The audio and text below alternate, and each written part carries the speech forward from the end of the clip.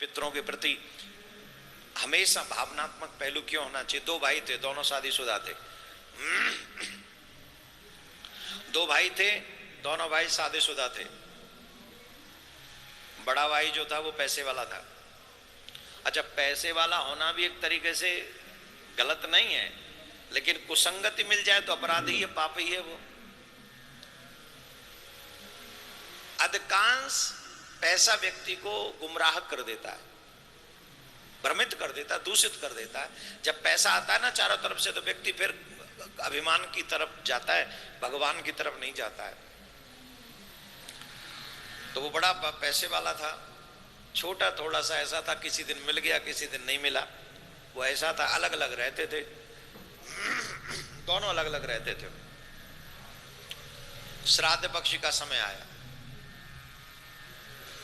तो बड़े ने छोटे से कहा कि भाई हमारे यहीं आ जाना, तुम तो कुछ कर नहीं सकते, हमारे यहीं आ जाना। बड़े भाई ने बुलाया। अच्छा, जो पैसे वाली थी उसे तो वैसे कोई काम नहीं होता था, तो उसने सोचा इस बहाने आ जाएगी, कुछ काम कर देगी। देवरानी आ जाएगी, कुछ काम करेगी।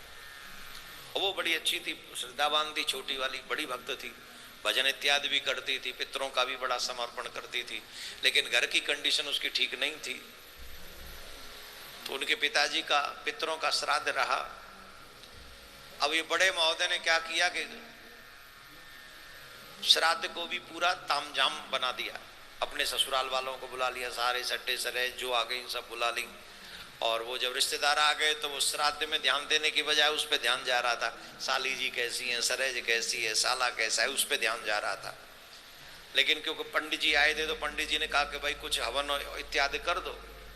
तो हवन उन्होंने पंडित जी के ना कहने से, वो जो क्या बोलते हैं उसको, कंडी सिलगा के जो उस पे करते ना, पूरा हवन नहीं किया। क्या बोलते हैं उसको आपकी भाषा में?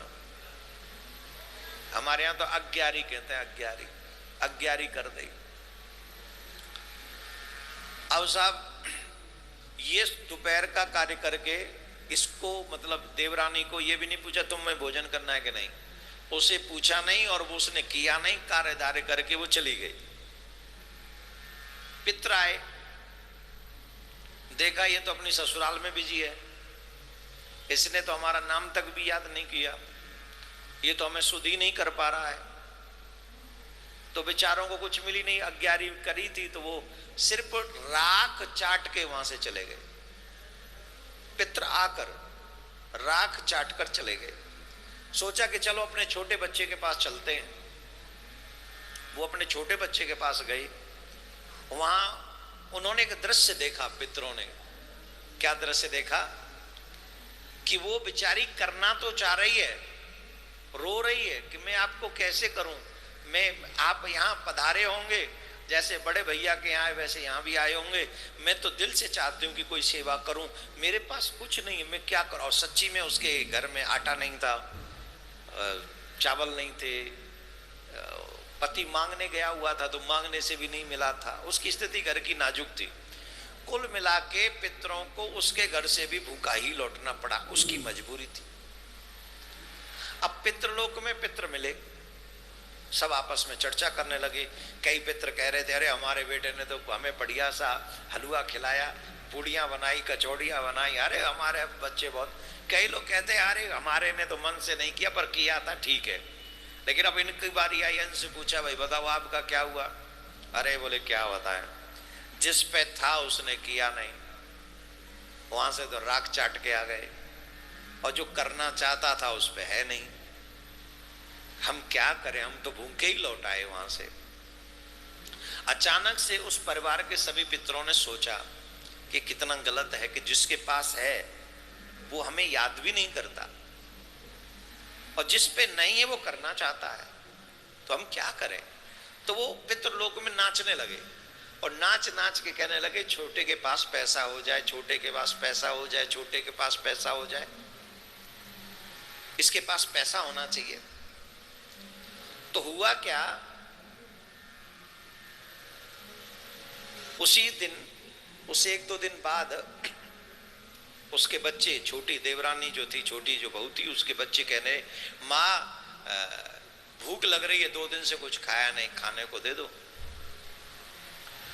अब माँ के पास तो बाकी कुछ था नहीं, तो माँ ने कहा, अरे बाहर नाद है, नाद समझते हो? नाद, हाँ, वो बड़ी सी होती है जिसमें भैंसों के लिए पानी भरते या कभी कभी कुछ इकट्ठा करते सामान, नाद होती है हमारे यहाँ ब्रज में। तो उसको भी पता था कुछ नहीं है, तो उसने बच्चों से कहा, जाओ बाहर नाद रखी है, उसमें जो मिले मिल बांट के खा लो। बच्चों को लगा सच्ची में नाद में कुछ होगा, तो बच्चे गए, तो नाद उल्टी रखी हुई थी, उस नाद को सही किया उन्होंने। तो जब नाद उन्होंने पलटी, तो उस नाद में हीरा जवाहरात पूरा खजाना मिल गया उन बच्चों को, पूरा खजाना। बोलो पितृश्वर की पूरा खजाना। अब तो बच्चे चिल्लाए, माँ माँ देखो ये क्या है, ये क्या है, ये क्या है। अब तो महाराज वो गए और जाके माँ ने देखा तो उसने अपने पति को बुलाया, लगता है ये तो देवीय कृपा है, देवीय कृपा है। तो पति के मुख से निकला, ये देवीय कृपा नहीं, ये हमारे पितृश्वरों की कृपा है, हमारे पितरों की कृपा है, हमारे पितरों को हमारे ऊपर दया आ गई। अब देखो, ये अपने बड़े भाई से भी बड़ा धनवान हो गया, और वो धीरे धीरे धीरे धीरे कंगाल हो गया। कंगाल क्यों हो गया? क्योंकि उसने अपने पितरों को होते सोते भी, होते हुए भी उसने नहीं किया हृदय से। जिसपे नहीं है उससे पितर रुष्ट नहीं होते।